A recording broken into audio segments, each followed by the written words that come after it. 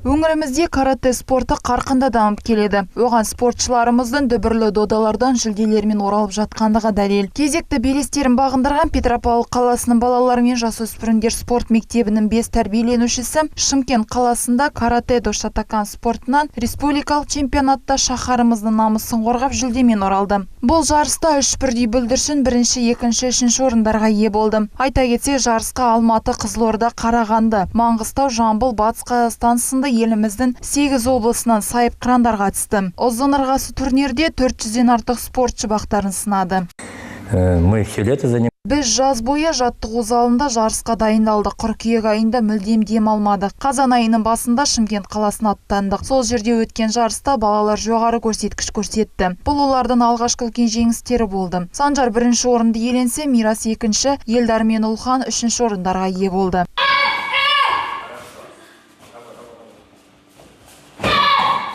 8 жастағы қызғылт сары белбеулі Санжар Рамазан Шымкент қаласында өткен жарыстан алтыннан алқа тақты. Санжардың бұл спорт түрімен айналысып жүргеніне 2 жыл болды. Аз уақыт ішінде ол қалалық, облыстық, республикалық жарыстарға қатысып, жоғары марапаттарға ие болған.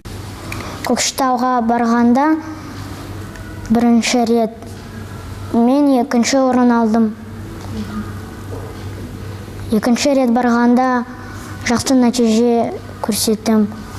2 алтын медаль алдым. Аталған жарыста қарсыласын шақ келтірмеген спортшылардың бірі 9 жасар Мирас Нұрахметов. Ол каратемен 7 жасынан айналысып жүр. Болашақта карате спорт түрінен жаттықтырушы болғым келеді дейді ол.